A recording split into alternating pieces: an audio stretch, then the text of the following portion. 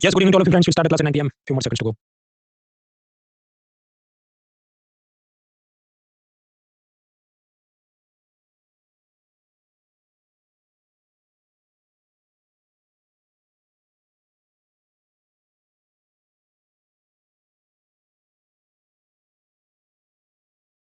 All right, friends. So 9 p.m. we'll start discuss my first question. Can you see me? Can you hear me? देख सकते हैं, सुन सकते हैं. True false mode करें. अंकित, सैनी, छवि, हर, शीतल, मयंक, विराट, मुक्ता, नजदान, से move forward अमर 3% लोग बोलेंगे देख सकते हैं तो कीबोर्ड पे कंट्रोल या कंट्रोल शिफ्ट प्रेस करिए. क्रोम ब्राउज़र यूज़ करो, डिसेबल करो, इनकॉग्निटो मोड में लॉगिन करो. मोबाइल ऐप से देख रहे हैं, मेक श्योर इंटरनेट की स्पीड सही हो. क्लास में जो भी डाउट है नोट पेन से लिख दो. क्लास खत्म होने के बाद गूगल फॉर्म से पूछ लीजिए. लिंक चैट बॉक्स के अंदर फर्स्ट लिंक है. और फिर बुधवार को मैं उसके जवाब अपलोड करता हूँ. तो हम लोग देख रहे थे इकोनॉमी पिलर 3. इसके अंदर current account, capital account, balance of payment, crisis, currency exchange rate, ये सब देख लिया था. कुछ छोटे मोटे मुद्दे बाकी. समझो 50 मिनट 1 डेढ़ घंटे का ही काम है. लेकिन कल मैंने इसलिए नहीं खींचा क्योंकि ऐसे कंसेप्ट्स हैं कि फ्रेश माइंड से पढ़ जाए तो बेहतर है. So we are having this class on Monday. तो आसान से टॉपिक है, थोड़ी पीवाईक्यू भी देखेंगे. अब याद करो, कल हमने देखा था आरबीआई के फॉरेक्स रिजर्व में क्या होता है. आईएमएफ का एसडीआर और उसकी रिवर्स रिजर्व ट्रांसपोजिशन. गोल्ड होता है, फॉरेन करेंसी एसेट्स होते हैं.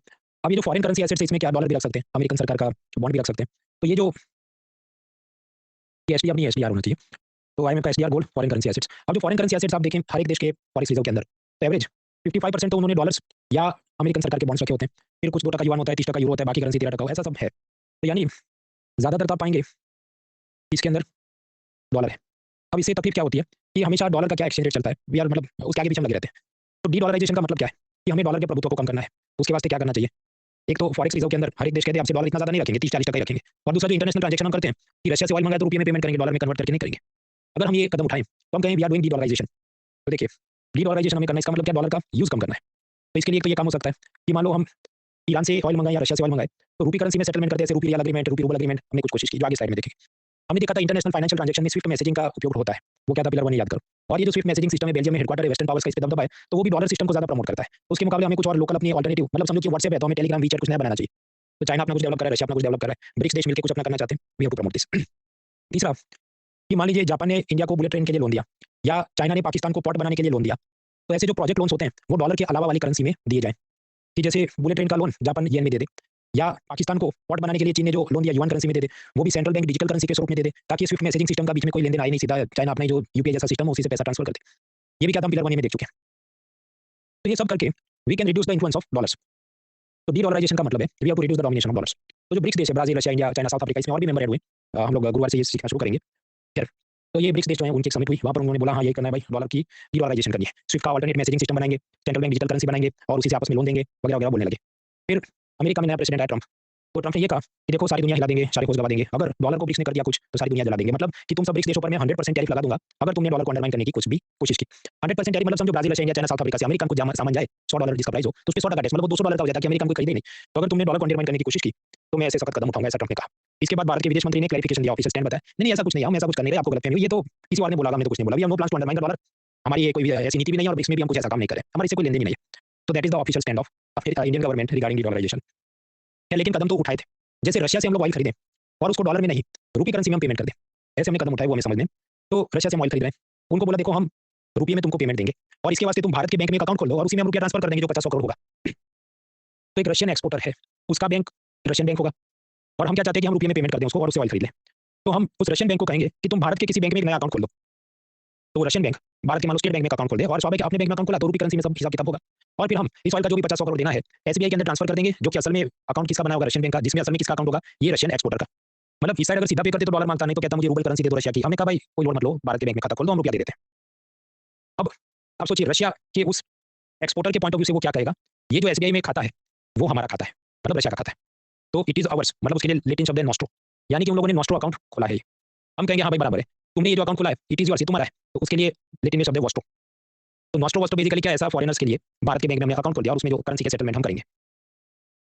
तो ये क्या नोस्ट्रो वोस्ट्रो बेसिकली से फायदा क्या, डॉलर में कन्वर्ट करने की जरूरत नहीं, सीधा रुपया दे दो और ये रशिया का एक्सपोर्टर वो लेगा. क्यों, वो सोच के जाएगा ना भाई इसकी मदद से मैं चावल, गेहूं, मेडिसिन कुछ खरीद के जाऊंगा भारत से और ले जाऊंगा रशिया. अब आप याद करो पिलर 1B, उसमें हमने एक एमसीक्यू देखा था, आई गिव यू 40 सेकंड से, इसको वापस याद करो.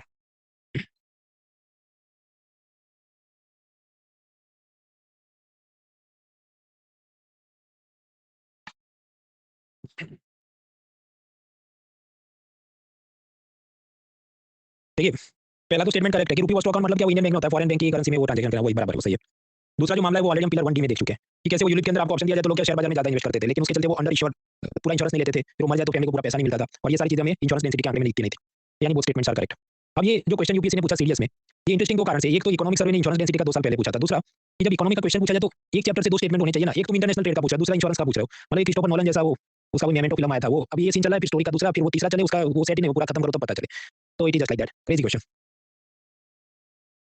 इसमें से जीवन बोध क्या है, ये जो सीरियस है उसका पेपर डाउनलोड करना, उसमें हिस्ट्री तो भाई इतना टफ है कि वो आईएएस का पूछ रहा है कि सीरियस का पूछ रहा है समझ नहीं आ रहा है, तो लेकिन फिर भी कोशिश हम करते रहते हैं, हालांकि हो सकता है फिर भी ऐसे कुछ क्वेश्चन आ सकते हैं, तो that is part and parcel of the business. अब हमने देखा कि हम रशिया से ऑयल खरीदे और उसको रुपये में पेमेंट करेंगे, आपके बहुत अच्छी बात है, but there are some risk, जोखिम है, क्योंकि रशियन एक्सपोर्टर उसे जो पेमेंट मिला 50 करोड़ रुपये करेंसी में, वो क्या करेगा उसका, उसे भारत का सामान खरीद के ले जाएगा, या हो सकता है वो भारत के शेयर बाजार में इन्वेस्ट कर दे, दोनों ही जगह पर देयर आर सम चैलेंजेस। मान लीजिए हम रशियन एक्सपोर्टर को 50 करोड़ का ऑयल खरीदे, तो वो भारत से कहेगा ठीक है 50 करोड़ का तो कुछ ना कुछ गेहूं चावल एक्सवाइजेड मुझे मिल जाएगा, मैं ले लेता हूं, लेकिन फिर हम कहें भाई तुम हमें 5000 करोड़ का ऑयल दे दो और रुपये में पेमेंट ले लो, तो वो मना कर देगा कि भाई इंडिया में इतना तो सामान है ही नहीं जिसे खरीदने में मेरी इंटरेस्ट हो, कि मैं आपको 5000 करोड़ का तो मैं कहाँ शॉपिंग करूंगा, इंडिया में इतना तो चीज़ भी नहीं है मुझे जिसमें इंटरेस्ट हो, मुझे तो आप डॉलर दे दो, क्योंकि मुझे तो जर्मनी से BMW दुबई से गोल्ड या कुछ खरीदना है, वहाँ टैक्स भी कम लगते हैं और वो सब अपना चीज़ें बहुत पसंद है मुझे, तो समझो होगा ये कि ये जो बात है रुपये में वो एक्सेप्ट करे तो up to certain level only ही विल एक्सेप्ट कि 100 बैरल में आपको बेचूंगा रुपये में बराबर है, 500 बैरल में रुपये में बेचूंगा तो नहीं मुझे नहीं बेचना है, क्योंकि मुझे तो फिर आप डॉलर में दे दो पैसा, क्योंकि मुझे दुबई से गोल्ड लेना है, सिंगापुर में से कुछ खरीदना है जहाँ टैक्स नहीं लगता। तो अगर हम ऐसा सोचते हैं कि सब लोग सब जगह हमसे एक्सपोर्ट के लिए तैयार हो जाएंगे, हम अपनी चीज़ें हमें भारत को एक्सपोर्ट में दे देंगे, रुपये हम कबूल कर लेंगे, कच के बाद वो नहीं करेंगे, तो that means what we have to do, हमें अपना मैन्युफैक्चरिंग इतना बेहतर करना होगा कि BMW LG Samsung जैसी चीज़ें भारत बनाना शुरू करे, तो फिर एक्सेप्ट हाँ मुझे चाहिए, मैं मुझे पसंद है सब। ये एक बात हुई। दूसरा, अगर इस आदमी ने भारत के शेयर बाजार में इन्वेस्ट किया और मान लीजिए हमने इसको जो भी 500 करोड़ रुपए का ऑयल खरीदा था और 550 करोड़ इसने भारत के शेयर बाजार में लगाए, अब अगर कल उठ के शेयर बाजार में थोड़ा ऊपर नीचे हो जाए तो ये तो डर के भाग जाएगा, अब जैसे ही वो भागेगा तो ये सारा पैसा वो जिद करेगा मुझे कन्वर्ट करके डॉलर में ले जाना है, तो तभी करेंसी एक्सचेंज क्राइसिस आ सकती है और तभी ये होगा कि शेयर बाजार अपना गिर जाएगा, तो एक हद से ज़्यादा ऐसे लोगों का भारत के शेयर बाजार में इन्वेस्ट करना भी कितना सही होगा या कितना जोखिम होगा, experts are divided over that. तो when Russian businessman pumps too much money in Indian share market, फिर वो पैनिक करेगा, तो भी अब वो भागेगा तो शेयर बाजार गिरा तो मेरे आपके जैसे लोग भी पैसा जो रोक के बैठे हैं उनका भी नुकसान हो जाएगा। तो जब हम बात करते हैं कि डी डॉलराइजेशन या हम बात करें इंटरनेशनलाइजेशन ऑफ इंडियन रुपी, वो सब यही बात है कि सेटलमेंट करते रहो रुपये में, it will increase our vulnerabilities also, ये हो सकता है। तो ये जो बात है इंटरनेशनलाइजेशन ऑफ इंडियन रुपी, यानी अंतरराष्ट्रीय लेनदेन में भारतीय रुपये को पहले से ज्यादा उपयोग किया जाए, greater use of Indian rupee in current and capital account transactions instead of dollars, इसके फायदे भी है नुकसान भी है, मैंने कुछ आपको मुद्दे बताए, बाकी हैंडआउट में दिया है सुकून से वो पढ़ना आप। अब कुछ छोटे मोटे पोर्टल है वो देख लेते हैं।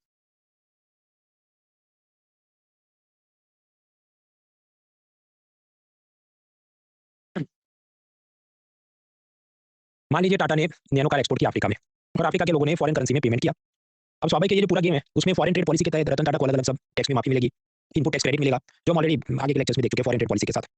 तो स्वाभाविक है टाटा ने ये सब सरकार को देना पड़ेगा कि मैंने इतना एक्सपोर्ट किया, इतने रुपयों का, आप मेरा इतना टैक्स का पैसा रिलीज करो, माफ करो। तो इसके वास्ते टाटा जाएंगे बैंक के पास, क्योंकि समझो इन्होंने मान लो डॉलर भी पे किया होगा तो टाटा को कैश नहीं दिया होगा, वो बैंक में गया होगा, तो बैंक वाले बैंक रियलाइजेशन सर्टिफिकेट बना के दे दे कि हाँ टाटा इतने डॉलर का एक्सपोर्ट कर चुके हैं, तो स्वाभाविक है सरकार वो टैक्स में जो भी उनको फायदे देने हैं वो रिलीज कर देगी। अब पहले ये सब काम पेन पेपर से होता था तो काफी स्लो था, अब क्या बोलें कि हम डिजिटल ये बैंक रियलाइजेशन सर्टिफिकेट जारी करेंगे ताकि जल्दी जल्दी आपका टैक्स का मैटर क्लियर हो जाए। दूसरा, मान लीजिए कोई एक इंडियन यूट्यूबर है तो अमेरिका उसको डॉलर में पैसा भेजेगा एडवर्टाइजमेंट रेवेन्यू का, अब स्वाभाविक है टैक्स अथॉरिटी जानना चाहेंगे कि तुम फॉरेन से कमा रहे हो, कितना कमा रहे हो, टैक्स भरते हो कि नहीं, तो इसके वास्ते जब भी ऐसा डॉलर या फॉरेन करेंसी का पेमेंट आता है तो बैंक वाले एक सर्टिफिकेट जनरेट करते हैं, फॉरेन इनवर्ड रेमिटेंस सर्टिफिकेट, और इसे टैक्स वालों को, टैक्स अथॉरिटीज को पता रहता है कि कौन कितना कमा रहा है ताकि उस पर जो भी टैक्स मांगना वगैरह क्लियर रहे, तो that is foreign inward remittance certificate. तीसरा, जो आपको मनी ट्रांसफर करना है, आप जानते हैं यूपीआई का प्लेटफॉर्म है पूरा, उससे जो mobile to mobile money transfer हो रहा है, उसी तरह आपको फॉरेन करेंसी खरीदनी है तो उसका एक एफएक्स रिटेल प्लेटफॉर्म है जो clearing corporation of India limited ने बनाया है। अब सामने एनपीसीआई वालों ने एक प्लेटफॉर्म या इंटरफेस बनाया भारत कनेक्ट, वो basically bill payment, light bill, phone bill, electricity bill बनने का प्लेटफॉर्म है। आरबीआई ये कह रहा है कि हम इन दोनों को आपस में कनेक्ट कर देते हैं, इससे फायदा ये हो कि जो माइक्रो स्मॉल मीडियम एंटरप्राइज वाले हैं वो फॉरेन करेंसी आसानी से खरीद पाए, इसलिए इन दोनों प्लेटफॉर्म को हम आपस में कनेक्ट करेंगे। अब आप कहें इसका क्या ही संबंध बनता है, एक लाइट बिल फोन बिल भरने का प्लेटफॉर्म, एक डॉलर खरीदने का प्लेटफॉर्म, आपस में लिंक किया तो क्या ही हो जाएगा, यू आर राइट। पर आरबीआई ने बोला इससे की दूध की नदियां बहेंगी, तो एक्सेप्ट इट, क्या ऐसा वो कुछ कर रहे हैं, we have to memorize in one line only कि भारत कनेक्ट एनपीसीआई का FX retail clearing corporation of India limited का है। क्या तो डी डॉलराइजेशन देखा, नॉस्टो वास्टो देखा, रूपी रूबल एग्रीमेंट देखिए, ये जो है रूपी रूबल एग्रीमेंट या रूपी रियल एग्रीमेंट, वो असल में बोलना ऐसा चाहते हैं कि हम आपसे जो भी माल खरीदेंगे उसका पैसा रुपये में देंगे, आपका बैंक खाता भारत में खोल देंगे, ऐसा रशिया को बोला, ईरान को भी ऐसा बोला था एक बार कि ईरान से ऑयल खरीदेंगे और उसको डॉलर की जगह ये रुपये में पेमेंट करेंगे और उसका बैंक अकाउंट इंडिया में खोल देंगे, नॉस्टो वास्टो, ये सब चला था। फिर बाद में अमेरिका ने काफी प्रेशर बनाया भारत पे कि तुम मत खरीदो, ईरान हमारा दुश्मन है, वो न्यूक्लियर बम बना रहा है, तुम ये सब करोगे तो ठीक नहीं होगा, तो फिर भारत ने एग्रीमेंट कैंसिल कर दिया था। ये भी कारण है कि ईरान अपना ऑयल बहुत आसानी से बेच नहीं पाता, इस कारण से वहाँ डॉलर नहीं जाते, फॉरेन करेंसी नहीं जाती, तो उनका करेंसी काफी वीक हो गया। बीच में अभी एक न्यूज आई कि $1 की रियाल, ईरानी रियाल में कितना भाव है, 10 लाख रियाल जैसा हो गया है, क्योंकि इतने सारे सैंक्शंस लगाए तो स्वाभाविक उधर कुछ पैसा नहीं आता, तो करेंसी एक्सचेंज जैसी गड़बड़ हो जाती है। नेक्स्ट इज युआन का बढ़ रहा है इन्फ्लुएंस। हमने देखा कैसे 2015 में आईएमएफ की ये special drawing rights SDR mechanism या फार्मूला के अंदर युआन को ऐड किया गया। इसका मतलब क्या, उसे वो बड़ा मानते हैं कि मान लो कोई पहले टिकटॉक की रील बनाता था, उसमें नाच गान करता था, फिर डांस इंडिया डांस वाले उसको जज बना देते, इसका मतलब क्या भाई उसको हाफिज माना जाता है कि भाई तुम ही डांस करो, तुम्ही को सब आता है। तो yuan is also added in this formula, that means कि आईएमएफ मानता है कि तुम एक जोरदार इकोनॉमी हो। अब ये जो युआन एसडीआर फार्मूला में ऐड हो गया, इससे चाइना को क्या फायदा है, क्रेडिबिलिटी बढ़ती है, जैसे टिकटॉक को अगर डांस इंडिया डांस का जज बनाओगे तो उसकी क्रेडिबिलिटी बढ़ेगी, उसको 2-4 जगह से और एडवर्टाइजमेंट के कॉन्ट्रैक्ट मिलेंगे वगैरह वगैरह। सिमिलरली यहाँ पर युआन को एसडीआर फार्मूला में ऐड करने के चलते युआन को ग्लोबल करेंसी के रूप में वो इज्जत मिलती है जो यूरो और बाकी देशों को मिलती है। इससे और क्या क्या होगा, कि बाकी देश अपने फॉरेक्स रिजर्व में अभी कितना 55% डॉलर रखते हैं, युआन तो 2-5% कुछ रखते होंगे, वरना वो थोड़ा ज़्यादा युआन रखना शुरू करेंगे बिना हिचकिचाहट के कि भाई ये तो बहुत ही स्टेबल करेंसी है, आईएमएफ ने भी इसको माना है। तो फिर डायरेक्टली चाइना जब कोई चीज़ इंपोर्ट करे युआन में पे कर सकता है, चाहे ऑयल है, मेटल है, फूड कमोडिटीज़ है। चाइना इससे भी आगे बढ़ रहा है। साउथ अमेरिका में वो प्लांटेशन खरीद रहा है, कॉफ़ी के, मकई के बड़े-बड़े वो खेत खरीद रहा है ताकि बायोडीज़ल बना सके, माइन्स खरीद रहा है ताकि उसमें अर्जेंटीना वगैरह से जो भी लिथियम वगैरह निकालना हो उसे। तो ये अपना आउटवर्ड अपस्ट्रीम एक्सपेंशन कर रहा है। अपस्ट्रीम मतलब क्या? चाइनीज़ कंपनी मैन्युफैक्चरिंग करे तो उसके ऊपर क्या रॉ मटेरियल है, तो रॉ मटेरियल जहाँ-जहाँ मिलता है वो सारी जगह वो ज़मीनें खरीद रहा है। और युआन करेंसी देके भी खरीदे तो भी सामने वाले सब देश एक्सेप्ट करते हैं भाई ये तो आईएमएफ की फॉर्मूला का करेंसी है, इसको तो इज्जत देनी पड़ेगी। इसके अलावा Shanghai Cooperation Organisation, Asian Infrastructure Investment Bank, BRICS bank, One Belt One Road policy, panda bonds, ये सब चीज़ों की मदद से जो हम पिलर 3 में देखेंगे, वो बाहर बाकी सब अफ्रीका के देश, एशिया के देश, पाकिस्तान, श्रीलंका इन सबको लोन देता है, युआन करेंसी में लोन देता है। उसमें सिर्फ फिर शर्तें होंगी कि चाइना में मैं रेलवे ट्रैक बिछाऊंगा, लेकिन लोन युआन में है, तो अब तुमको जो रेलवे खरीदना है इंजन, तुम जापान से खरीदने जाओगे कहीं और ने युआन करेंसी दिया, तुम हमारे देश से खरीदो। तो प्रोजेक्ट लोन देके वो अपनी और इकोनॉमी को एक्सपांड कर रहा है। तो ये सब चीज़ें होती है। अब तो प्रश्न तो फिर भारत का रुपया इस फॉर्मूला में क्यों नहीं आया? क्योंकि मैंने आपको आगे भी बताया था, ग्लोबल एक्सपोर्ट में हमारा शेयर अभी कम है। अपना इकोनॉमी अभी इतना ओपन नहीं है, एफडीआई वगैरह पे काफ़ी पाबंदियाँ हैं, लिमिट्स है। तो भविष्य में जब आईएमएफ का रिव्यू होगा तब तक हम चीज़ें ठीक करेंगे, तो हमारा भी इसमें फॉर्मूला में नाम ऐड हो सकता है। तो डी-डॉलराइजेशन हमने देखा कि डॉलर का उपयोग कम करो, उसका प्रभुत्व कम करो। तो उसका उल्टा बोलते हैं डॉलराइजेशन क्या होगा? कि डॉलर को अपनाओ, डॉलर को ही हम अपनी वैधानिक मुद्रा हम मान लेते हैं कि हमारे देश में तुमको चाय पीना है, केक खाना है, बच्चों की स्कूल फीस भरनी है, डॉलर में एक्सेप्ट कर लेंगे। इक्वेडोर और ऐसे मार्शल आइलैंड वगैरह देशों में तो माना। अर्जेंटीना में भी डॉलर को करेंसी अपना लेंगे ऐसी बात हुई। असल में अर्जेंटीना में पहले जो भी सोशलिस्ट सरकार थी, मतलब नॉर्थ कोरिया टाइप का, कम्युनिस्ट टाइप का सब, कि सारा सब सरकारी चीज़ हम ही प्राइस तय करेंगे, हम ही सब योजनाएं चलाएंगे, प्राइवेट सेक्टर को कुछ नहीं करने देंगे, ऐसा सब होता था। इस कारण से उनके खर्चे बढ़ गए लेकिन इनकम बहुत कम हो गई। और फिर अर्जेंटीना की सरकार ने दे दनादन नोट छापना शुरू कर दिया उस घाटे की भरपाई के लिए, फिस्कल डेफिसिट की भरपाई के लिए नोट छाप दी, जिसे हम कहते हैं मोनेटाइजेशन ऑफ द डेफिसिट। और उससे क्या होगा? महंगाई बहुत बढ़ जाएगी। तो भारत में 5-7% महंगाई होती है और हम बुम कर देते हैं, उधर तो 150% महंगाई है। तो फिर अर्जेंटीना में नया प्रेसिडेंट आया, जेवियर मिलाई। उसने कहा इसका सॉल्यूशन ये है कि अर्जेंटीना की जो पेसो करेंसी है उसको बंद करते हैं और डॉलर को ही हम अपनी करेंसी मान लेते हैं। तो डॉलराइजेशन का मतलब क्या है? हम अपनी स्थानिक मुद्रा नहीं छापेंगे, we will not print our local currency. Argentina का पेसो छापना बंद, हम डॉलर को ही अपनी मुद्रा मान लेंगे। We will adopt dollar as our nation's legal tender. ऐसा ही अल साल्वाडोर, पनामा, इक्वेडोर ना छोटे-मोटे देशों ने तो किया होगा। अर्जेंटीना बड़ा देश है, अगर वो ये करे तो क्या फायदे नुकसान है? ये जो अर्जेंटीना में पुराना प्रेसिडेंट था, मैंने आपको बताया, वो बहुत सब लोग लुभावन योजना चलाता है, सब गरीबों को पैसा बांट दो, ये वो रेवी कल्चर वेस्टफुल एक्सपेंडिचर। और जब भी उसको पैसा ज़्यादा चाहिए होता तो अर्जेंटीना की सेंट्रल बैंक को कहता कि नोट ज़्यादा छाप दो, और अर्जेंटीना की जो आरबीआई होगी वो कि हाँ जो जीजाजी कहेंगे वो मैं करूंगा। एक बंधन फिल्म आई थी, उसमें सलमान खान का ये डायलॉग है कि जो जीजाजी कहेंगे वही मैं करूंगा। तो अर्जेंटीना की सेंट्रल बैंक का ऐसा सब कि जो प्रेसिडेंट कहेंगे वो मैं करूंगा। लेकिन अगर ये लोग अर्जेंटीना की पेसो करेंसी बंद कर दे और उसके बदले डॉलर करेंसी ही अपना ले, तो अमेरिकन सेंट्रल बैंक या यूएस फेडरल रिजर्व अर्जेंटीना के प्रेसिडेंट के बोलने पे थोड़ी करेंसी नोट छापेगा, ये चल बेचारे पूरी तरह से। तो अपने आप ये जो monetization of the deficit, wasteful expenditure, ये सब फालतूगिरी बंद हो जाएगी और उनकी इकोनॉमी ठीक से चलेगी। अब आपके यहाँ तो डॉलर को करेंसी मान लेने का ये फायदा है, लेकिन आप समझिए ऐसा डॉलर को अपना लेना सभी देशों के लिए सूटेबल नहीं है। Panama, Ecuador, El Salvador, Guatemala, Marshall island ऐसे छोटे देशों के लिए ये ठीक है, क्योंकि समझो वो एकदम छोटे-छोटे उत्तर प्रदेश के डिस्ट्रिक्ट के साइज़ के वो देश होंगे, तो वहाँ थोड़ा बहुत एक्सपोर्ट रेमिटेंस, एफडीआई लोन का पैसा आ जाए डॉलर में, तो भी उनकी इकोनॉमी के लिए मोर देन इनफ होगा। अगर अर्जेंटीना जैसा बड़ा देश, इतनी आबादी है, इतना उसका बजट होता है, उसे अगर डॉलर से चलाना है, तो अर्जेंटीना में $40 बिलियन आने चाहिए। एक्सपोर्ट रेमिटेंस, एफडीआई लोन, ये सब के स्वरूप में $40 बिलियन आते रहने चाहिए हर साल। ये थोड़ा मुश्किल है। तो इसलिए dollarization it is suitable for small nation, it is not suitable for big nation. तो डॉलराइजेशन के नुकसान क्या है? बड़े देशों के लिए वो उपयुक्त नहीं है, क्योंकि वहाँ जितना स्टाफ, जितनी सैलरी, जितना सब खर्चा होता है, उसके लिए बहुत डॉलर आने चाहिए जो असल में वो ला नहीं सकते। सेकंडली, मान लीजिए फिर भी वो लोग अपना ले डॉलर को, तो फिर वो अमेरिका के रेमो क्रम पे हो जाएगा कि कितना मनी सप्लाई होगा। अमेरिका की सेंट्रल बैंक खुद क्या ब्याज दर रेपो रेट तय करती है। आपकी जो डोमेस्टिक सेंट्रल बैंक है आरबीआई, अर्जेंटीना की सेंट्रल बैंक, उसकी अपनी सारी स्वतंत्रता, सॉवरेनिटी चली जाएगी। तो फिर जो डोमेस्टिक सेंट्रल बैंक है आरबीआई, अर्जेंटीना का सेंट्रल बैंक, वो बैंकर्स बैंक का रोल नहीं निभा पाएगा, lender of the last resort नहीं बन पाएगा, क्योंकि उसको तो ना पैसा छापने की क्षमता है, ना शक्ति है, सब तो डॉलर आएगा उसके हिसाब से होगा। ये bankers bank, lender of last resort क्या हम पिलर 1 में देख चुके हैं। इस कारण से बड़े देशों के लिए डॉलर को अपनी करेंसी मान लेना it is not suitable, it is not possible. तो ये कुछ बाबू सोने झंडा उठाते हैं कि डॉलर को एक ग्लोबल करेंसी हम मान लेते हैं तो सारे प्रॉब्लम सॉल्व हो जाएंगे, फिर करेंसी एक्सचेंज करना नहीं पड़े, तो ये सारे उसमें प्रॉब्लम होंगे। फिर कुछ ये झंडा उठाएंगे तो बिटकॉइन को यूनिवर्सल करेंसी मान लेते हैं, तो फिर तो कोई करेंसी एक्सचेंज का दिक्कत ही नहीं होगा, सब लोग फिर बिटकॉइन को ही मुद्रा मान ले। वो बात इम्प्रैक्टिकल क्यों है, हम पिलर 1 में देख चुके हैं। बिटकॉइन की सिस्टम के लिए बहुत सारी आपको बिजली चाहिए दिन रात उसके सर्वर चलाने के लिए। दूसरा, अभी हम ऐसा मानते हैं कि उसका सप्लाई लिमिटेड है, लेकिन ये जो क्वांटम कंप्यूटर डेवलप हो रहे हैं उसमें कोई ऐसा हैकिंग से कोड डाले कि अनगिनत बिटकॉइन जारी कर दे वो पूरी सिस्टम हैक करके, तो कौन देखने वाला है, उसकी कोई गारंटी नहीं ले सकता। तो bitcoin can not be accepted as a universal global currency. तो ये डॉलराइजेशन, डीडॉलराइजेशन देखा। अब आगे हमें समझना है ये US Fed tapering, quantitative easing क्या। 2007-8 में, मतलब उसके पहले, अमेरिका की सब बैंकों ने ऐसे लोगों को लोन दे दिए जिनकी लोन चुकाने की औकात नहीं थी, मतलब वो प्राइम बॉरोवर नहीं थे, वो सब प्राइम बॉरोवर्स थे, और फिर उन्होंने लोन नहीं चुकाया तो सब हो गया नॉन परफॉर्मिंग एसेट। तो ये सारे लोन पेपर टॉक्सिक हो गए, जहरीले हो गए। जहरीले हो गए तो 2008 में अमेरिकन सेंट्रल बैंक ने ये कहा कि देखो ये सारे टॉक्सिक लोन पेपर्स बैंक वालों तुम हमको बेच दो, मान लो $100 में, और सामने हम आपको $100 नहीं दे देंगे ताकि तुम वापस किसी और को लोन दे दो और इकोनॉमी अपनी वापस खड़ी हो जाए। तो ये प्रोसेस से अमेरिकन सेंट्रल बैंक यानी US federal reserve money supply बढ़ाने लगा, इसको कहा गया क्वांटिटेटिव ईजिंग। ऐसा उन्होंने 2007-8 में भी किया और उसके बाद कोरोना के बाद भी किया। हम पहले वाला देख रहे हैं, फर्स्ट टाइम जब हुआ था। अब इसे वो धीरे-धीरे आगे बढ़ाते, तो मान लो एक महीने में वो $40 बिलियन का टॉक्सिक लोन पेपर्स खरीद ले, दूसरे महीने 65 का, फिर 65 का, तो मनी सप्लाई वो बढ़ा रहा है क्योंकि सारे डॉलर्स नीचे सिस्टम में जा रहे हैं, तो इसे हम कहते हैं क्वांटिटेटिव ईजिंग। लेकिन समझो वो जहर चूस रहा है, तो जहर का भी फाइनाइट अमाउंट होगा ना भाई, इतने बैड लोन पेपर्स थे, अब सारे चूस लिए, तो अब हम इसको और ऐसे लोन पेपर्स खरीदने की जरूरत नहीं। तो धीरे-धीरे ये अपना कार्यक्रम समेटना शुरू करेगा, it will reduce the purchase of this toxic loan papers. तो फिर वो मंथ एक्स में कहेगा 50 बिलियन का खरीदूंगा, मंथ वाई में कहेगा 40 बिलियन का, मंथ जेड में कहेगा 20 बिलियन का। तो धीरे-धीरे वो क्या कर रहा है, कम माल खरीद रहा है, तो मार्केट में कम डॉलर्स अब नए पैदा हो रहे हैं। ग्राफ में आप देखो, ग्राफ की जो विड्थ है विड्थ है वो धीरे-धीरे कम हो रही है। ये जो ग्राफ में विड्थ कम होती है उसको हम कहते हैं टेपर हो रहा है और क्योंकि अमेरिकन सेंट्रल बैंक ये कर रहा है तो हम कहते हैं यूएस फेड टेपरिंग है। ऐसा उन्होंने 2008 के बाद भी किया और कोरोना के बाद भी कुछ देर तक क्वांटिटेटिव ईजिंग किया और उसके बाद फेड टेपरिंग किया था। अब ये क्वांटिटेटिव ईजिंग कोरोना के बाद भी उन्होंने किया, मतलब उन्होंने अपने सीआरआर रेपो वगैरह कम किए होंगे, ओपन मार्केट ऑपरेशन में ऐसा खेल किया होगा कि जनता के हाथ में डॉलर्स ज़्यादा आ जाएँ, तो लोन सस्ते हो गए, मान लीजिए 5% पे मिले और पैरेलली उसी टाइम हम इंडियन शेयर मार्केट आपको 15% 15% रिटर्न ऑन इन्वेस्टमेंट दे रहा हो, तो ये तो आर्बिट्राज की सिचुएशन बनेगी कुछ कि अमेरिकन मार्केट से लोन लो और भारत के अंदर इन्वेस्ट करो, तो ये सब करने लगे। उस कारण से दिए दनादन अमेरिका से पैसा भारत में आने लगा, तो हमने पिलर 1 2 में भी देखा था कि इसकी असर क्या हुई। भारत का शेयर बाजार 2021 तक बहुत ऊपर चला जाए, डॉलर का सप्लाई बढ़ गया, इस कारण से डॉलर सस्ता हो गया कि 75 का वो 73 हो जाता है। उस वक्त स्टार्टअप में बहुत ज़्यादा लोगों को जॉब्स दे दिए गए, तो ये सब क्वांटिटेटिव ईजिंग के आउटकम्स थे क्योंकि बहुत मनी सप्लाई भारत में आया था। लेकिन फिर 2022 तक हम पहुंचते हैं, रशिया यूक्रेन युद्ध के चलते फर्टिलाइजर क्रूड ऑयल ये सब महंगा हो जाता है, उसके चलते अपने प्रोडक्शन को असर होती है, एक्सपोर्ट को असर होती है, तो फॉरेन इन्वेस्टर ने सोचा भारत की कंपनियां बहुत अच्छा परफॉर्म नहीं करेगी, भागो इधर से, तो वो इंडिया के शेयर मार्केट को में से अपने इन्वेस्टमेंट बेच के रुपये लेंगे, डॉलर में कन्वर्ट करेंगे, भागेंगे, तो भारत का शेयर बाजार गिरने लगा। पैरेलली उसी टाइम अमेरिका में भी ये फेड टेपरिंग शुरू हो गया, मतलब वो भी अपना मनी सप्लाई कम करने लगा, डॉलर सप्लाई कम करने लगा, तो असर क्या हुई 2022 के बाद इंडियन शेयर मार्केट गिरने लगा, महंगाई बढ़ने लगी क्योंकि डॉलर महंगा होने लगा 75 का 80 का 85, तो ये सब यूएस फेड टेपरिंग की भारतीय इकोनॉमी पर असर है। अब आगे पीछे जो भी पूछे इस लॉजिक के हिसाब से एलिमिनेट करके जवाब टिक करना है। टेपर टेंट्रम का मतलब क्या? ये जो अमेरिकन सेंट्रल बैंक की फेड टेपरिंग के चलते बाकी देशों में जो भी तकलीफें हो रही है, शेयर बाजार गिर रहा है, लोकल करेंसी वीक हो रहा है, लोगों के जॉब्स जा रहे हैं, ये सब दुविधा को हम कहते हैं taper tantrum.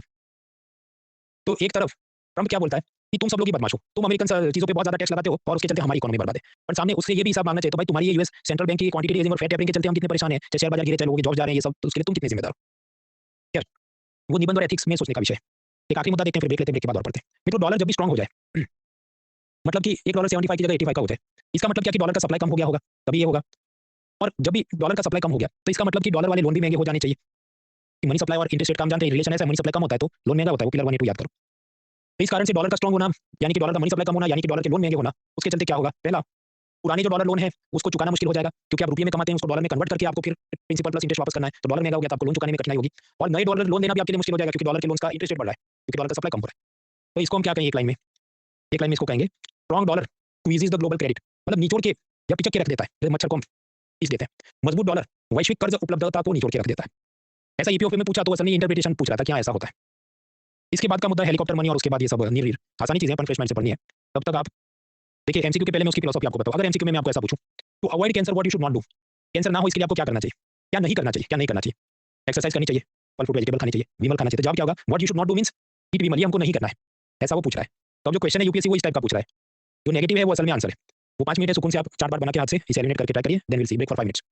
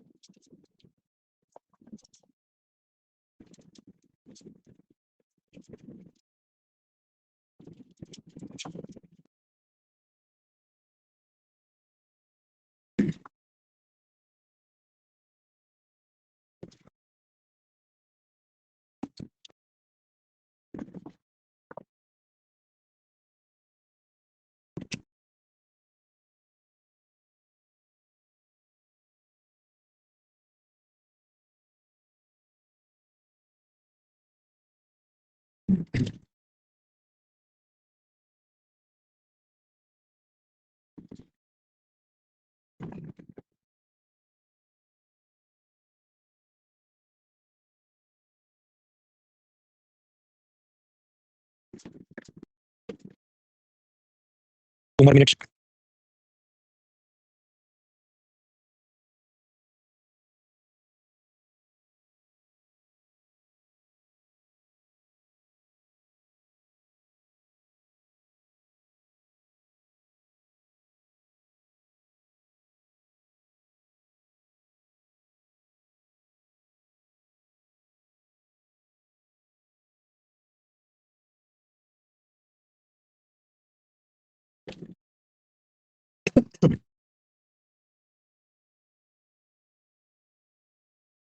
Thirty more seconds.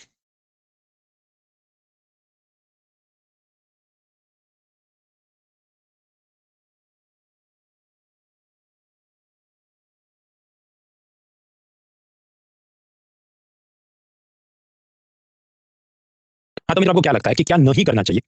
Voting line timer starts in 3, 2, 1 start. Sandhya, Ganga, Hariom, Shailvi, Koshika, Shyam, Pradeep, Hardeep Singh, Ankit, Harshit, Anish, Sambhavi, Sanket, Supriya, Anurag, Himanshu, Dushyant, Gaurav, Kunal, Ankit, Saini, Apoorv, Munish, Alka, Aishwarya, Nikhil, Gomti, Prabhat, Madhukar, Kaushal, Shiva, Sachin, Arpita, Isha, Somesh, Lokjang, Roohi, Gaurav, Rishi, Anand, Gopal, Sakshi, Arjun, Arvind, Alfred, Rahul, Abhishek, Neha, Chhavi, Om, Ashutosh, Vipin, Hrithik, Adarsh. Correct answer. पहले तो आप याद करो, कल हमने एक मैट्रिक्स बनाई थी कि डॉलर स्ट्रांग हो रहा है या हम कह रुपया वीक हो रहा है और हमें इसको रोकना है, रुपये की गिरावट को रोकना है। तो इसके लिए क्या करना चाहिए? डॉलर का सप्लाई बढ़ाना चाहिए और रुपये का सप्लाई कम करना चाहिए। फिर उस हिसाब से आप मैट्रिक्स बना के एक-एक स्टेटमेंट सही है गलत है उसको आप शुरू करो। तो देखिए बेसिकली ये ऐसा पूछता है कि we have to stop Indian rupee from falling further, रुपये को गिरने से रोकना है, यानी डॉलर का सप्लाई बढ़ाना चाहिए।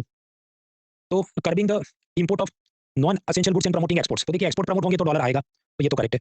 Encourage Indian borrowers to issue rupee dominated masala bonds, यानी किससे होगा क्या कि जो डॉलर के अंदर अपनी जो इम्बैलेंस है वो थोड़ी कंट्रोल करने में मदद करेगा। मसाला बॉन्ड्स क्या होते हैं वो आप पिलर 1 से याद करो।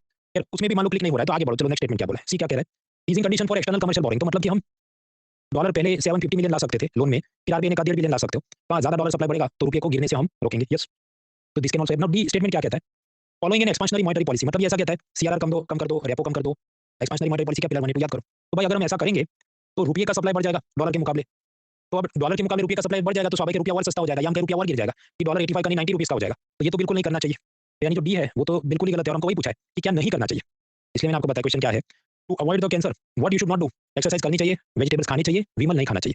तो अगर रुपये को गिरने से रोकना है तो एक्सपांशनरी मॉनेटरी पॉलिसी या रुपये का सप्लाई बढ़ने नहीं देना चाहिए। अब कुछ लोग इसमें खींचेंगे ये जो बी वाला स्टेटमेंट है उसको अननेसेसरी कि उससे ये होगा वो होगा, तो क्योंकि डी ऑप्शन ज्यादा गलत है तो ultimately you have to accept कि भाई वही सही है, ये करेंगे तो बिल्कुल नुकसान होगा। बी वाले में क्या होगा वो बिरबल की खिचड़ी जैसा है, कैसे आप लॉजिक को ट्रैक करते हो।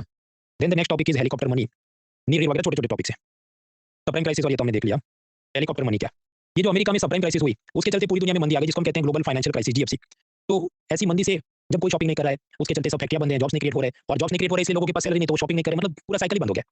तो क्या किया जाए, तो एक अमेरिकन इकोनॉमिस्ट था मिल्टन फ्राइडमैन, उसने कहा कि जब भी ऐसी सिचुएशन हो जाए एक हेलीकॉप्टर में पैसा भरो और नीचे फेंक दो, तो लोगों के हाथ में पैसा आएगा, वो जाके शॉपिंग करेंगे, दुकानें खुल जाएंगी, जितना शॉपिंग होगा डिमांड बढ़ेगा, फैक्ट्रियां खुल जाएंगी, जॉब्स मिलेंगे और इकोनॉमी वापस से शुरू हो जाएगी।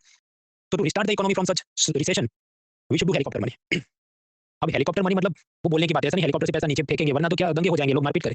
या हेलीकॉप्टर मनी का मतलब है कि एकदम जीरो इंटरेस्ट पे लोन देना शुरू करो, कि जैसे यूरोपियन सेंट्रल बैंक अपना रेपो कर दे लगभग 0% और बैंकों को मतलब ले जाओ तुम पैसा भाई, और फिर बैंक वाले आपको लोन देंगे तो वो भी बहुत सस्ते में देंगे, मान लो 1% ब्याज पे, तो आप भी मकान खरीद लेंगे तो स्टील सीमेंट इंडस्ट्री को काम मिले, वहाँ मजदूरों को काम मिले, जॉब्स क्रिएट हो और इकोनॉमी रिस्टार्ट हो जाए। तो ऐसा ग्लोबल फाइनेंशियल क्राइसिस के दौरान यूरोपियन सेंट्रल बैंक, स्वीडन और जापान के सेंट्रल बैंक ने भी किया था, और जापान के सेंट्रल बैंक ने तो बहुत टाइम तक किया, उसी के कारण आप याद करो येन कैरी ट्रेड, वो पिलर 1 सी में देखा था कि उधर से सस्ते लोन में पैसा लो येन और उसको रुपये में कन्वर्ट करके भारत के शेयर बाजार में डालो, वो सब वो खेल कर रहे थे। ये जो हेलीकॉप्टर मनी इसका एक और इम्प्लीकेशन ये भी होता है कि इन्होंने समझो रेपो तो कर दिया 0%, तो बैंकों को मतलब मुफ्त में पैसा मिल गया एक प्रकार से, क्योंकि जितना लिया उतने वापस करने, ब्याज तो कुछ है नहीं और आगे वो लोन में घुमाने चाहिए, तो ही इकोनॉमी को फायदा है। तो मान लो कोई आलसी बैंक उधर भी कि लंच ब्रेक पे जाना है अभी लोन नहीं देने किसी को, तो वो अगर रिवर्स रेपो रेट के नाम पे वापस से वही सारे डॉलर्स सेंट्रल बैंक में जमा कर दे और सेंट्रल बैंक मान लो 2% रिवर्स रेपो रेट दे रहा हो, तो ये तो बैठे बिठाई पैसा कमाएंगे उनके जो स्टेट बैंक ऑफ इंडिया और पीएनबी जैसे होंगे। तो ऐसा ना हो, बैंक वाले वही पैसा वापस सेंट्रल बैंक में रिवर्स रेपो रेट में डिपॉजिट ना करें, इस वास्ते क्या करना चाहिए, रिवर्स रेपो रेट में negative reverse repo rate. Negative reverse repo rate का मतलब क्या कि अगर आप पैसे बैंकर अपना surplus fund European central bank में जमा करेगा तो $100 जमा करेगा तो उसमें पेनल्टी चढ़ेगी 0.1% कट के पैसा आएगा, ऐसा नेगेटिव इंटरेस्ट रेट करके। तो नेगेटिव इंटरेस्ट रेट रिजिम ऐसा भी जब बोला जाए तो बात यही सब हो रही है, इससे बैंकर पर प्रेशर बनता है कि भाई ये पैसा वापस तो नहीं डिपॉजिट कर सकते, आगे घुमाना पड़ेगा, तो फिर दे देना email spam, SMS spam, WhatsApp spam, spam करो लेकिन लोन दो। तो that is the helicopter money. ये सब ग्राफिक्स के जरिए दिया देख लेना। फिर आता है नीर वगैरह। देखिए आजकल हम एक बेंचमार्क लेके चलते हैं कि 100 करोड़ कमाए तो हिट फिल्म है। अब एक डायरेक्टर है शंकर, उसने वो फिल्म बनाई थी इंडियन 2, उसमें कमल हसन किसी को ऐसा टच कर दे तो लकवा मार जाए, एकदम फ्लॉप फिल्म थी, पर इस जमाने में शंकर जोरदार फिल्म बनाता था। उसने एक फिल्म बनाई जीन्स जिसने 30 करोड़ कमाए 1998 में, तब के तो फ्लॉप मूवी हुई ना, 100 करोड़ नहीं कमाए भाई, पर 1998 में 100 करोड़ नहीं 30 करोड़ बड़ी रकम होगी। इसको और तरीके से हम देखें कि किसी भी एक डायरेक्टर को क्या एक ही फिल्म से जज करना चाहिए, अपनी एवरेज निकालना चाहिए। तो चलो हम ये भी मान लें कि जीन्स फ्लॉप फिल्म थी, 30 करोड़ कमाए, लेकिन इसी ने रोबोट बनाया जिसने 150 करोड़ कमाए, इसने शिवाजी द बॉस बनाया जिसने 157 करोड़ कमाए, तो अगर हमारा बेंचमार्क है कि 100 करोड़ कमाए वो हिट डायरेक्टर है, तो 3 में से 2 तो हिट दिया नहीं, यानी हमें एवरेज देखना चाहिए। तो हम क्या करें, एवरेज निकालते हैं, A + B + C / 3, तो 3 फिल्मों की रकम का एवरेज निकालो, आएगा 112, यानी 100 करोड़ से ज्यादा कमाता है, यानी कि ये एक हिट डायरेक्टर है। आपके तुम फिल्म का पढ़ाने की इकोनॉमी पढ़ाने, अभी हम इकोनॉमी में जा रहे हैं। 2018 में ऐसा हुआ कि डॉलर की पहले वैल्यू थी 63 रुपीस, बढ़ के हो गई 74 रुपीस, यानी कि डॉलर मजबूत हो रहा है। और द हिंदू के कॉलम में समझ में आ गया कि भाई मोदी सरकार की सारी नीतियां खराब है, पूरी इंडियन इकोनॉमी बर्बाद हो रही है वगैरह वगैरह, क्योंकि डॉलर 17% स्ट्रांग हो गया है। तो again the same question, Shankar की एक फ्लॉप फिल्म से आप ये बोल सकते हैं कि फ्लॉप डायरेक्टर है। आपको बाकी भी एवरेज निकालना चाहिए कि देखो ये बात सही है कि रुपये के मुकाबले डॉलर 17% स्ट्रांग हुआ, पर यूरो के मुकाबले वो कितना स्ट्रांग हुआ, मान लो 11%, रियल के मुकाबले कितना स्ट्रांग हुआ, मान लो 11%।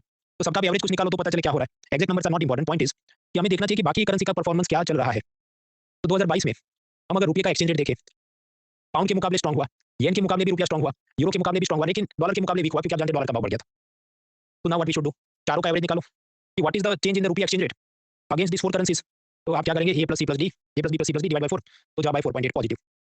तो इसका मतलब कि रुपया वीक नहीं, रुपया तो स्ट्रांग हो गया, एवरेज हम देखे सबके सामने। लेकिन क्या अगेन हम ये कह सकते हैं कि स्ट्रांग हो गया? वो क्लियर पिक्चर नहीं देगा, क्योंकि आप समझो जापान और इंडिया का ट्रेड इतना सा छोटा सा बॉक्स, तो उसके मुकाबले स्ट्रांग हो गया वीक हो गया, उससे अपनी इकोनॉमी को कोई बहुत फर्क नहीं पड़ता है, हमारे एक्सपोर्टर्स को कोई बहुत फर्क नहीं पड़ता है। लेकिन अगर डॉलर के मुकाबले कम ज्यादा हो जाए तो हमारे इंपोर्टर एक्सपोर्टर्स को बहुत फर्क पड़ता है, क्योंकि आप ये फोटो में समझ सकते हैं, ये जो साइज है या वॉल्यूम है, ये दिखाता है कि कौन सी करेंसी के साथ अपना एक्सचेंज रेट हमें ज्यादा फोकस करना चाहिए। तो भाई अमेरिका के साथ हम ज्यादा ट्रेड करते हैं, बड़ी साइज में ट्रेड करते हैं, so we need to focus more on the currency exchange rate between rupee and dollar. Japan का भी देखना चाहिए, पर वो कम देखना चाहिए, क्योंकि उसके साथ अपना ट्रेड वॉल्यूम कम है। तो यानी कि हमें ऐसा नहीं करना चाहिए, A plus C plus D plus divide by 4, ये जो सिंपल एवरेज है उसमें ये सब ढक जाएगा। हमें वजन असाइन करना होगा कि suppose 3a plus 2b plus d divide by total weight. तो इस कारण से हमें करना ये पड़ेगा कि क्योंकि अमेरिका के साथ अपना ज्यादा ट्रेड हो रहा है, तो मैं उसको ज्यादा वेट असाइन करूँ, मान लो कि डॉलर है तो डी फॉर डॉलर करते चलो 6d, चाइना के साथ मान लो 3c, ब्राजील या ब्रिटेन के साथ पॉइंट और अर्जेंटीना के साथ पॉइंट में डिवाइड बाय 10, क्योंकि इनका टोटल वेट जो भी है 10, फिर आप जवाब निकालो। यानी आप एवरेज करो, बराबर है, पर हर एक देश के साथ हम कितना ट्रेड करते हैं वो वेट असाइन करके एडजस्ट करके तुम एवरेज निकालो, तो फिर जवाब आएगा -2%। इसका मतलब क्या कि रुपया वीक हुआ overall compare to other currencies. बस तो इसको आप क्या कहोगे, इसको हम कहते हैं नीर। नीर वैल्यू ये सब दिखाता है कि ओवरऑल बाकी 6 कंट्री के साथ 36 कंट्री के साथ ऑन एन एवरेज हमारी करेंसी का परफॉर्मेंस क्या रहा। तो हम ये करेंगे कि रुपये का एक्सचेंज रेट डॉलर के साथ, येन के साथ, युआन के साथ, पाउंड के साथ 36 करेंसियों के साथ निकालो, लेकिन सिंपल एवरेज मत निकालो, A plus B plus C divide by 3 ना, वेट एवरेज निकालो, 3a plus 2b plus 1c divide by 6। और इसमें आपका ये तुमने वजन असाइन किया, उसका क्या लॉजिक है, वजन आप असाइन करोगे उसका लॉजिक याद रखना है, उस देश के साथ हम वॉल्यूम के हिसाब से कितने टन में कितने बैरल्स ऑफ क्रूड ऑयल में धंधा करते हैं, उसके हिसाब से आप ज्यादा कम वेट असाइन करेंगे, फिर वेट एवरेज निकालेंगे, उस वैल्यू को हम कहते हैं नीर।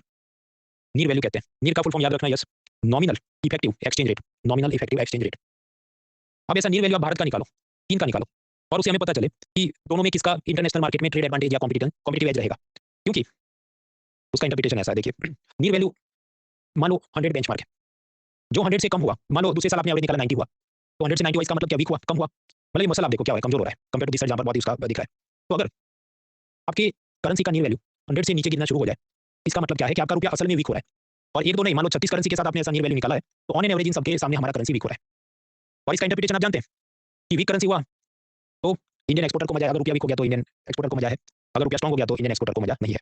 तो यानी लेट मी गो बैक, हम कहें कि सपोज 100 एक बेस है या बेंचमार्क है, 100 के ऊपर गया आपका, मान लो 116, तो इसका मतलब कि आपका रुपया स्ट्रांग हो रहा है, और वो अपने एक्सपोर्टर के लिए अच्छी बात नहीं है रुपया स्ट्रांग होना, जो 2-3 दिन से हम देख रहे हैं। उसके मुकाबले चीन का देखो कि अगर 100 बेंचमार्क और ये तो गिर के 96 हो गया, इसका मतलब कि क्या हुआ, युआन वीक हो रहा है, और युआन वीक होना, लोकल करेंसी वीक होना उनके एक्सपोर्टर के लिए अच्छी बात है, क्योंकि इसका मतलब डॉलर स्ट्रांग हो रहा है, डॉलर स्ट्रांग हो रहा है तो मतलब इसको मजा आएगा, हम देख चुके हैं।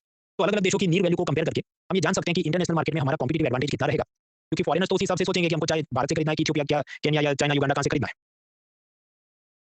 तो such analysis helps to know our international competitiveness in exports, कि क्या सच में अपना करेंसी वीक हो रहा है या बाकी देश अपने से ज्यादा वीक हो रहे हैं, क्या सीन चल रहा है। जॉन विक एक हिट फिल्म थी और दृश्यम 2 भी हिट फिल्म है, लेकिन समझो जॉन विक ने तो कमाया होगा तो 600 मिलियन कमाया होगा डॉलर में, इसने कमाया होगा 200 करोड़, हिट दोनों है, लेकिन आप कहेंगे कि जॉन विक बड़ा हिट है, यस। तो इसमें अजय देवगन की क्या गलती है, कोई गलती नहीं है, क्योंकि स्वाभाविक है, जॉन विक तो इंटरनेशनल फिल्म है, तो हर देश में लोग देखेंगे, दृश्यम भारत में देखेंगे, बाहर लोग कम देखेंगे। तो यूएस डॉलर की आप नीर वैल्यू देखो और इंडियन रुपये की नीर वैल्यू देखो, यूएस डॉलर का 7.8 हुआ, इसका मतलब क्या, प्लस में मतलब समझो स्ट्रांग हुआ है, 7.8% बढ़ गया है कंपेयर टू 36 अदर करेंसीज, और इंडिया का जवाब है मान लो -4, तो ये वीक हो गया है, ये भी स्वाभाविक है, वीक तो हुआ है बाकी देशों के मुकाबले, लेकिन it is not the same thing.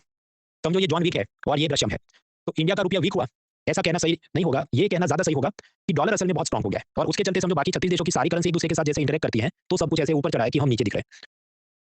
तो फाइनेंस मिनिस्टर कभी कभी ऐसा बोलती है कि ये नहीं है कि रुपया वीक हुआ है, असल में डॉलर स्ट्रांग हुआ है, तो जो बोल रही है वो मैथमेटिकली और इकोनॉमिक्स ट्रेडिशनल जो नीड डेफिनेशन है उस हिसाब से वो सही बोले, लोग मीम बना के वो गलत दिशा में जाते हैं, but when you think logically असल में समझो वो मूवमेंट ऐसे चलती है कि डॉलर बहुत ऊपर उठ जाए, तो बहुत सारे स्पेकुलेटर्स होते हैं जो सट्टा लगाते हैं, वो सट्टा लगाएंगे तो उसमें ये करेंसी का उसके उसके इसके साथ ये, फिर उसके call option put option arbitrage वगैरह करके वो ऐसी गेम कर देंगे कि हम गिर जाते हैं।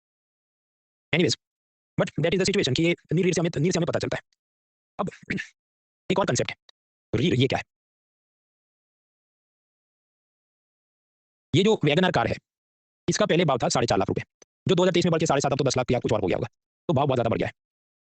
तो अगर कोई आदमी ये कहे कि देखो मैं तो कॉलेज से पास आउट हुआ, मेरा तो पैकेज आ गया, बहुत अच्छा पैकेज है, 7.5 लाख रुपए मेरा तो साल का पैकेज है, तो क्या आपको लगता है ये आदमी इतना ही खुश हाल जिंदगी जी पाएगा जितना 1990s में कोई कमाने वाला जी पाता, जब नहीं, क्योंकि 1990s में कोई 4.5 लाख कमाता तो भी गाड़ी खरीद सकता था, ये आदमी को अब ज्यादा कमाना पड़ेगा तब जाके वो उतना ही खरीद पाएगा।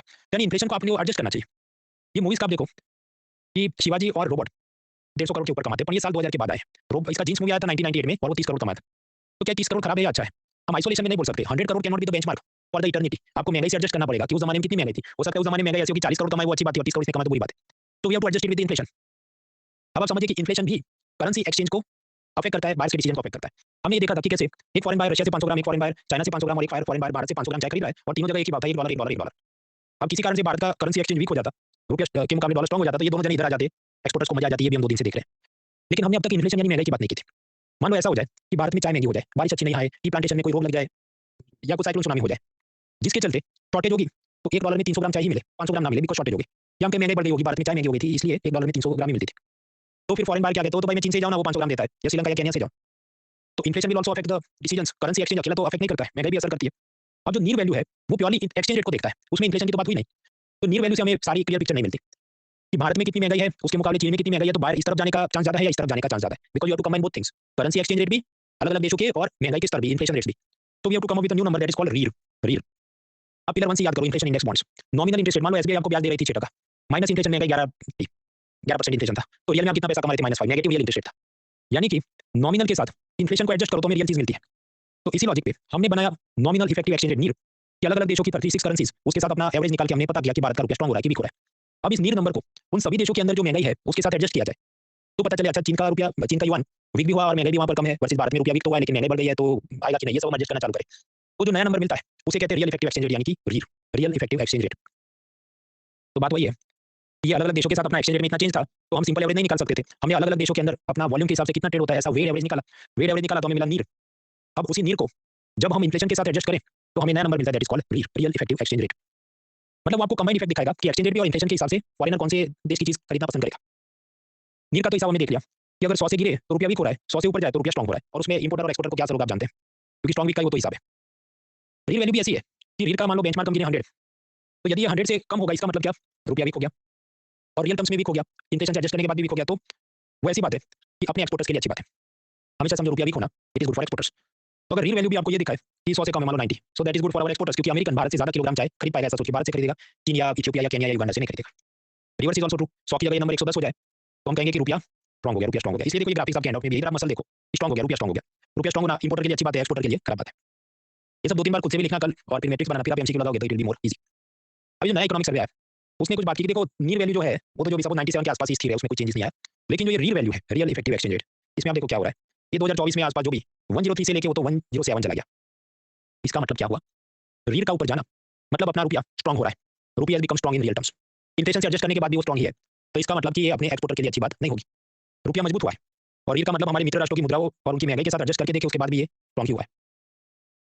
तो मतलब समझो ये एक तरफ हम बोलते हैं 82 का 85 हो गया और रुपया वीक हो गया, but when you adjust with inflation also तो पता चले कि असल में स्ट्रांग हो गया, जो हमारे एक्सपोर्टर के लिए अच्छी बात नहीं।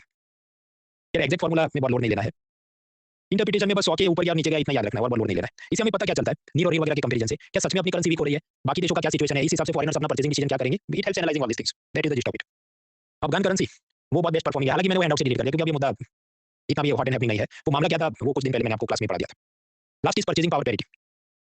मान लीजिए अमेरिका में कॉफी का एक कप $2 का और भारत में same millilitre of coffee with same amount of sugar and milk and everything ₹20 की मिलती हो। आपके उधर $2 का है, इधर ₹20 का है, तो इसका मतलब कि $1 की वैल्यू ₹10 होनी चाहिए। इसे हम कहेंगे परचेजिंग पावर पैरिटी के हिसाब से एक्सचेंज रेट कि $1 शुड इक्वल ₹10। तो अब असल में तो ऐसा है नहीं, असल में तो ₹85 है। तो ये तो एक काल्पनिक उदाहरण है, it is a hypothetical concept जिसमें हम दो देशों की एक्सचेंज रेट को कंपेयर करते हैं उनके परचेजिंग पावर के साथ एडजस्ट करके। और ये तो समझ में इसलिए मैंने सिर्फ कॉफी लिखा है, असल में you take a basket of commodities, bread है, मिल्क है, 4 5 10 25 चीजें आपकी, वो बास्केट खरीदने के लिए अमेरिका में कितना लगता है, भारत में कितना पैसा लगता है। जो मैंने आपको बताया रियल वैल्यू कि जहां पर हम एक्सचेंज रेट को इन्फ्लेशन से एडजस्ट कर रहे थे, उसकी मदद से भी ये परचेजिंग पावर पैरिटी वाला एक्सचेंज रेट हम डिराइव कर सकते हैं। वो कैसे, वो फॉर्मूला काम की नहीं, बस एक लाइन में कबूल करो क्योंकि एनसीईआरटी में दिया है। यहाँ भाई महंगे के साथ एडजस्ट करके एक्सचेंज रेट निकालो तो फिर उसे ये परचेजिंग पावर पैरिटी वाला एक्सचेंज रेट निकालने में we can derive it somehow, निकाल सकते हैं किसी तरह से। ओईसीडी ग्रुप वो क्या पिलर 2 बी में देखा था, black money, base erosion, profit shifting में उन्होंने एक बार सब कैलकुलेशन करके बोला कि परचेजिंग पावर पैरिटी के हिसाब से $1 की वैल्यू होनी चाहिए कितनी, 1717 रुपीज, ₹17 होनी चाहिए। ओके, अभी तो 85 और ये 17 मतलब ये कैसे हो सकता है, हो सकता है पर उसकी दो शर्तें हैं। पहला, फ्लोटिंग एक्सचेंज रेट होना चाहिए, मतलब सेंट्रल बैंक ने कोई दखल नहीं देनी चाहिए। अमेरिका का सेंट्रल बैंक तो दखल नहीं देता, तो आप पे पट्टी बना के जिसको $2 का एक्सचेंज करना करो, हम कुछ नहीं करेंगे। पर भारत का सेंट्रल बैंक तो टांग अड़ाते रहता है ना मैनेज फ्लोट सिस्टम में, इस कारण से वो ऐसा सीन बन गया है। दूसरा, bilateral trade needs to be free of protectionism, यानी इंपोर्ट एक्सपोर्ट पे कोई टैक्स नहीं लगनी चाहिए। लेकिन ट्रम्प का आरोप है कि भारत सरकार तो 50% से ज्यादा टैक्स लगाती है हमारी चीजों पे, और सामने अभी वो रेसिप्रोकल टैरिफ के नाम पे उसने भी भारत की चीजों पे कुछ 26% टैक्स लगाने की बात की। तो जब ऐसा होगा तो स्वाभाविक है करेंसी रेट डिस्टर्ब हो जाएगा। अगर आप मार्केट फोर्सेस को प्ले करने दो, आरबीआई टांग नहीं अड़ाए, भारत सरकार टांग नहीं अड़ाए, उधर अमेरिकन सेंट्रल बैंक टांग नहीं अड़ाए और अमेरिकन सरकार टांग नहीं अड़ाए, तो फिर market forces of supply and demand eventually exchange rate को इस स्तर पे ला सकते हैं, व्हिच इज $1 इक्वल 17 रुपीस। एक मैगजीन है इकोनॉमिक्स मैगजीन, वो लोग भी ऐसा एक इंडेक्स निकालते हैं, बिग मैक इंडेक्स। मतलब ये जो मैकडॉनल्ड का बर्गर होता है अलग अलग साइज के छोटे बड़े बर्गर, तो जो उनका बिग मैक ऐसा बर्गर होता है, भारत में उसको महाराजा मैक क्या कुछ बोलते हैं, वेज महाराजा है कुछ। तो मान लो वो कितने रुपए का है और वो कितने डॉलर का है, दोनों को कंपेयर करके वो बोलते हैं कि इतना इंडेक्स या परचेजिंग पावर पैरिटी होना चाहिए। So that is called Big Mac index. Gross domestic product, वो नेक्स्ट टू नेक्स्ट वीक वहां तक पहुंचेंगे हम लोग कि सकल घरेलू उत्पाद क्या है। कि एक देश में एक साल के अंदर कितना नया गुड्स एंड सर्विसेज पैदा हुआ। मान लीजिए अमेरिका में 19 लाख करोड़ रुपीज रुपीज भी नहीं डॉलर 19 लाख करोड़ डॉलर्स का पैदावार हुआ, तो कितना जीडीपी है। भारत के अंदर 211 लाख रुपए का प्रोडक्शन हुआ, तो ये अपना जीडीपी है। तो अब सोचो ये ग्रेटर देन है कि लेस देन है, आपके कंपेरिजन नहीं हो सकता क्योंकि दोनों का सेम यूनिट नहीं है, ये डॉलर में लिखा है और ये रुपये में लिखा है। मैथ्स का कोई भी सम हो कि इसका स्पीड किलोमीटर पर आवर में और इसका मीटर पर सेकंड में, तो पहले तो दोनों को एक स्केल में लाना पड़ेगा ना, या तो दोनों को किलोमीटर में कन्वर्ट करो या तो दोनों को मीटर में कन्वर्ट करो। तो ठीक है, हम लोग दोनों को डॉलर में कन्वर्ट करते हैं। तो अमेरिका का जीडीपी तो डॉलर में ही है कि 19 लाख करोड़ डॉलर्स, तो उसको तो कन्वर्ट नहीं करना है। भारत का जीडीपी रुपये में 211 लाख करोड़ रुपये, तो इसे कन्वर्ट करना पड़ेगा। तो 211 लाख करोड़ रुपये डॉलर में कितने होते हैं, और ये 2019 का डेटा है, तो उस वक्त 70 रुपये में डॉलर मिलता था। तो स्वाभाविक डिवाइड करेंगे तो पता चले कि भारत का जीडीपी डॉलर टर्म्स में कितना है, 3 लाख करोड़ डॉलर्स। तो ये जो हमारा जीडीपी, क्या कहेंगे, GDP at nominal exchange rate. Nominal मतलब जो सब लोग कागज में दिखा के बोलते हैं, तो कागज पे तो यही है 70 रुपीज 2019 के अंदर जो भाव चलता था, तो this is GDP at nominal exchange rate. लेकिन अभी हमने देखा ओईसीडी ग्रुप क्या बोल के गया कि एक्सचेंज रेट तो ऐसा भी हो सकता है कि $1 का भाव 17 रुपये 17 रुपीज हो। तो अगर हम उस रेट पे जीडीपी को कन्वर्ट करें तो भारत का जीडीपी कितना है, 211 लाख करोड़ रुपये। और अब हम एक्सचेंज रेट कौन सा यूज करें, परचेजिंग पावर पैरिटी वाला, कि $1 का 17 रुपीज गिनो, तो फिर जीडीपी की रकम क्या आएगी भारत की, 12 lakh crore dollars. GDP at purchasing power parity exchange rate is 12 lakh crore dollars. तो जब हम जीडीपी को कंपेयर करें अलग अलग देशों के, और वो भी परचेजिंग पावर पैरिटी इंडेक्स के हिसाब से कंपेयर करें, तो भारत दुनिया की तीसरी सबसे बड़ी अर्थव्यवस्था है। पहला तो बराबर है कि अमेरिका है, दूसरा चाइना है, तीसरा भारत है। India is the third largest economy in the world as per the purchasing power parity index. ये कोरोना के पहले की कंपैरिजन है, हालांकि अभी भी इसके आसपास ही रहेंगे हम लोग। और ये कब, जब $1 70 रुपीज हो, इतना तो है नहीं, वो तो 85 चलता है, इसलिए अलग आंकड़े चलते हैं जो हम लोग चौथे पिलर में आराम से देखेंगे। ट्विन डेफिसिट क्या होता है, जब आपके देश का फिस्कल डेफिसिट भी बहुत गिर गया हो, मतलब बहुत ज्यादा हो, और आपका करंट अकाउंट डेफिसिट भी बहुत ज्यादा हो, तो ऐसी जो समस्या होती है, when a country suffering from high level of fiscal deficit and high level of current account deficit, it is called twin deficit. ऐसा इकोनॉमिक सर्वे ने एक बार बोला था। बस तो खेल खत्म। Balance of payment, currency exchange, SDR, need, purchasing power parity देख लिया, इंपोर्ट एक्सपोर्ट खत्म। एक एमसीक्यू करते हैं, फिर आगे का कार्यक्रम देखते हैं। Let me check. मैं पहले तो आपको 40 सेकंड देखता हूँ, आप पहले सोचिए कि क्या है प्रश्न, क्या है।